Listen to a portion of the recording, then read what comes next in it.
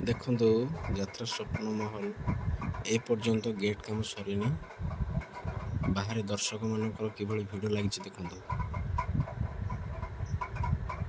ହଜାର ହଜାର ଦର୍ଶକମାନଙ୍କର ଜନଗହଳି ଭିତରେ ଫିଟିଂ ଚାଲିଛି ପେଣ୍ଡାଲ।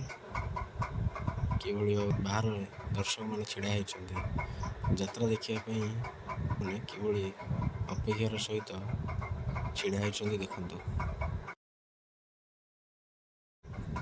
ଭିତରେ ବି କାମ ସରିନି। ଏବେ ଦେଖନ୍ତୁ ଭିତରେ ଚେୟାର ପଡ଼ିଛି ହେଲେ ପୁରା ଖାଲି।